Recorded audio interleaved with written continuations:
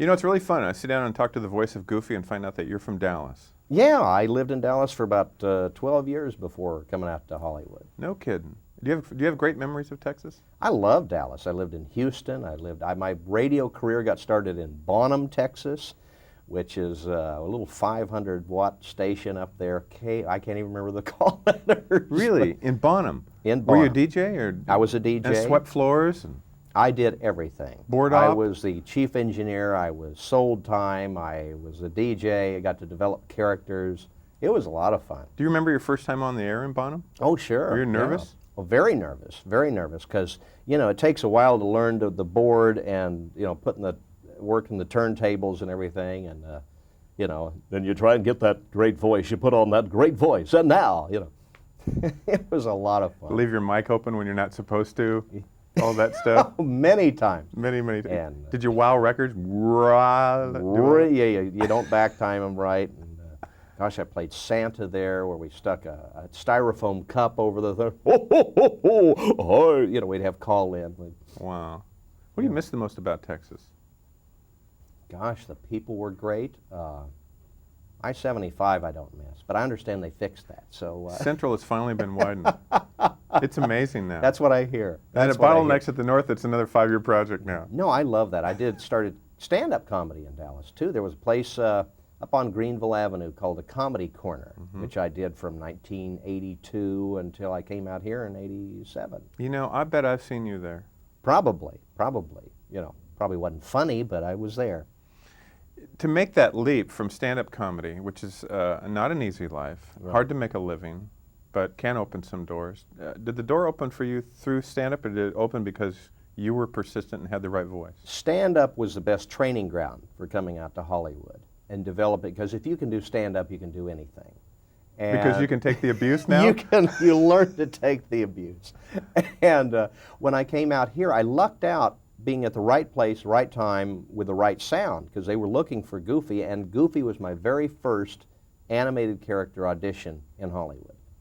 And so I came out here, and about 5 months later, boom, got the job, and they've been using me ever since. Do you know what a dream, well, you know what a dream story that is, that your first audition for a major very Disney rare. character you get. Very rare. But that was after, like, you know, 10 years of radio and 5 years of stand-up. So it took a little while to get that opportunity. Do you remember your first radio voiceover, where you got it? What did you get, like $20, $25? Oh, yeah. We did radio. Yeah, I can't remember what the product was. It's so long ago. But Blooper soap is real good. You know that one? I knew the guy that did that. Oh, yeah. Are those great? That was, Dawes Butler did that. Dawes Butler. You know, there's a whole world, I don't want to say subculture, but it is a subculture. One nice thing about voice acting is that you don't have to dress up. That's one of the best things. And they have really good snacks sometimes. That's true. But is there I guess I'd ask you the same question I'd ask Oscar-winning actors, is that where do you find the joy in it? And if it gets right down to not even making a dime doing it, what really turns you on about it? It's a lot of fun. It really is a lot of fun. You get to go in, you make up characters, you get to do wacky voices, you don't have to dress up, wear makeup, you're in, a couple of hours later you're out, and you get to meet some of the best people in the business.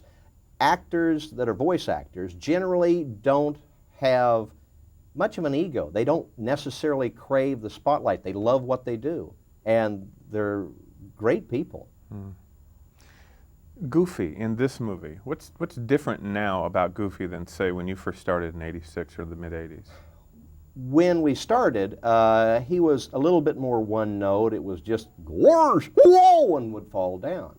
He still does that, but we've added a lot more layers to him. He's a real dad. He's got responsibilities. He's got more emotions than he used to. He can be hurt. He has pain as well as joy in his life, and he's got more problems like a real person might. In a sense, he reached some kind of puberty, right? He reached animated puberty at some point? There you go. Animated puberty. And he has a son that he has to take care of and nurture. And exactly, you know, and he's not the most mature person, but here he's got someone else he's got to take care of. You know, there's a whole tradition that I'm sure you're totally aware of in that Disney tradition of Goofy, long before you were there. Yeah. and that early tradition. If Walt were around and you could gab with him now, are there questions you would have for him? Oh gosh, how did they come up with Goofy? You know, why does he think Goofy was so popular and is so popular? Those kind of questions I'd ask, because he's always been a popular character. And I think it's just because he's an optimist and people like, you know, his demeanor. He can fall off a mountain and get up, brush himself off, and he keeps trying.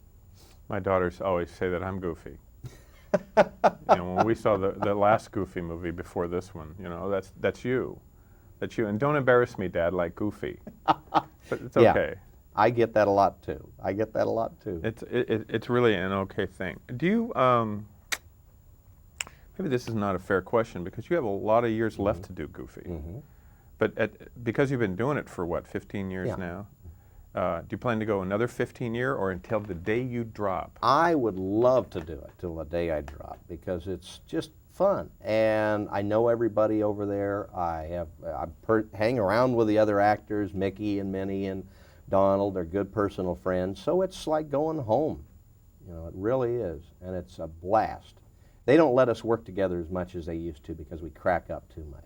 We just have a blast. Did you have any idea when you were a child, or maybe even older than that, when maybe you were a young teenager, that you would make your living doing this? I never thought it was a possibility because I'd never met an actor. I didn't know anybody that had ever been an actor in the middle of Kansas where I grew up.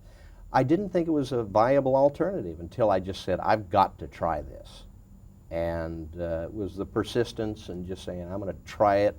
I got to try that for my own sake. And things clicked, but I never thought about that as a kid. Is it harder to sing as Goofy than it is to voice as Goofy? It's a little harder depending on the song, but some songs fall. If they get it right in my key and everything, then it's pretty easy. Get a good voice coach. Worse, yeah. And I took up music and guitar to learn music, so I'm better than I used to be. Goofy stretched a lot over the years, hasn't he? He stretched an awful lot. Now, if you as Goofy could say anything to Jerry Jones, the owner of the Dallas Cowboys, what would you want to say to him? Worse, Jerry, don't you play, let them guys play. Very nice. Thank you, Bill. Very nice to see you. I really enjoyed that.